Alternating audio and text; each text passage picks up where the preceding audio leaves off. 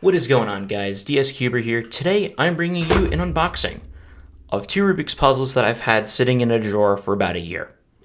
Let's get right into it.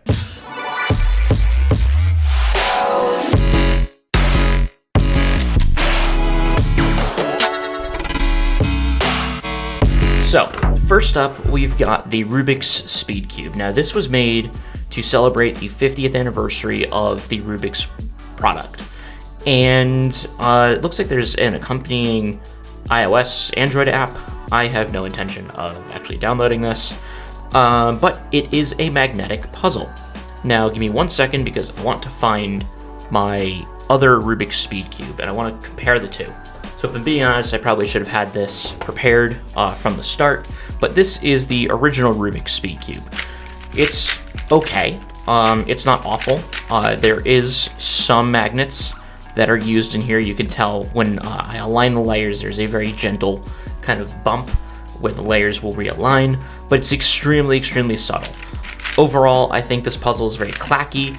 It's okay for what it is, but the Rubik's company typically hasn't made, speed type puzzles. We've usually left that to GAN or moyu, or insert any of the other modern SpeedCube brands. So Rubik's made like their first attempt at a SpeedCube with this, but apparently they have vastly improved the SpeedCube, and they did that for the 50th anniversary of the puzzle, and they released this. So I bought this last year at a Barnes & Noble, and we're gonna get to opening it now. I guess I'm a little late to the party, but you know what? It's better to be late than to never actually unbox this thing. So let's do it.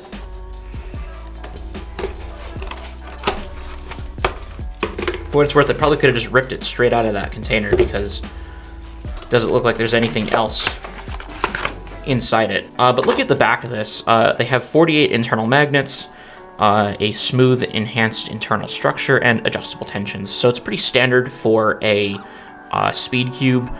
I believe most SpeedCubes made by moyu and GAN now have something like 96 or even more magnets than that, because they have core magnets and they have corner magnets. So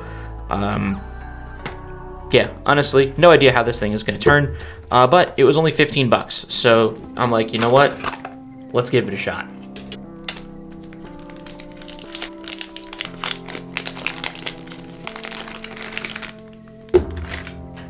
All right, so first impressions, it's very smooth. It's almost got like a matte finish to it. It's not like a gloss finish like on this cube here, where you could see it's like very reflective, and it almost feels like, if this were to get a little too oily, that it would kind of slip around your hand.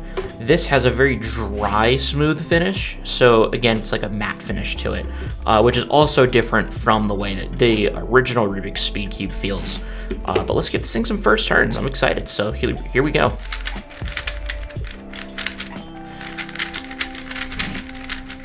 I mean,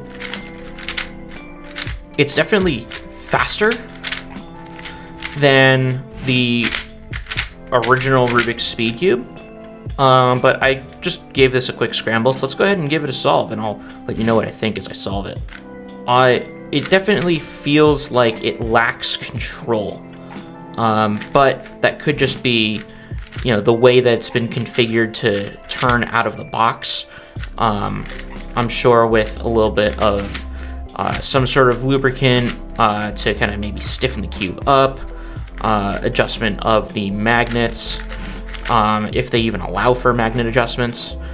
I could see this thing being somewhat decent, but yeah, it's almost like it's too fast, and I don't have good control over individual turns. It's not terrible. I mean, I like it. I could see how this thing could be a lot better than the existing Rubik's Speed product.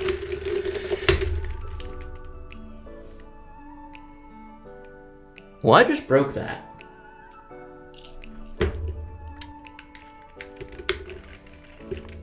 That's a mistake. At the very least, this one comes apart much easier. But yeah, so let's take a look at these pieces. So I feel like there's a little bit of factory lube on this. I could feel, you know, some sort of greasiness to it. And the pieces, you know, they hold pretty decently. I mean, very typical kind of torpedo style on the edge feet. There's no corner magnets like in the center here, but they are on the edges here, which makes sense. And whoops, yeah, the magnets have some decent tension to them. But yeah, I think this definitely needs to be tuned before I can really give it a proper assessment. So I will certainly do that before I give it like a full-on review and eventual solve video.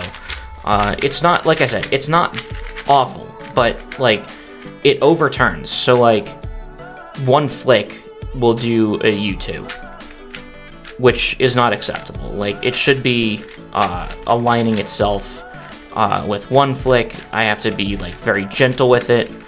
It's almost too sensitive for my liking, but maybe there's people out there who enjoy that. But yeah, I'll definitely tension this thing up and put some different lubricants in it to see if I can make this a little bit better.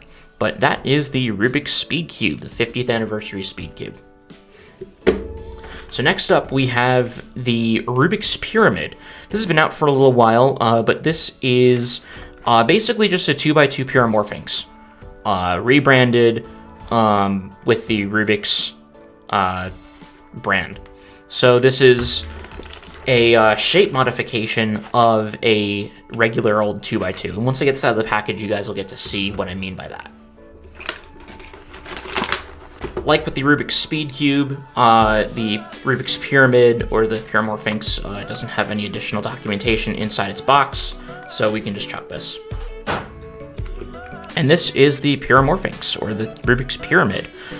So if you kind of hold it like this, you can see how this could almost be a 2x2.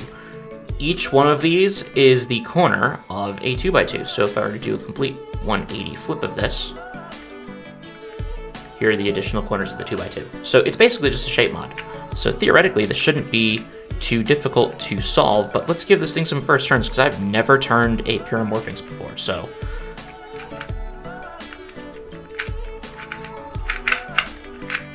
interesting. Okay. Let's try some corner cutting on this. I doubt it will, but doesn't really. I don't expect to corner cut on something like this. But what's really neat about the pyramorphinx is once you start turning its layers, it starts to really get jumbled. So one thing to note about this puzzle, it has tiles similar to the Rubik's Speed original and to some of the other current Rubik's products. So like here's the 2x2x4. This also has tiles. So the Rubik's Pyramid has adopted the same tile system that Rubik's uses on all of its current puzzles. So let's see if we can give this thing a solve. I can't imagine this thing being too difficult, but let's see. And keeping in mind that this would be like the bottom layer of the 2x2. And we've already gotten it back into its pyramid shape, but that's quickly going to change as I try to solve this top layer.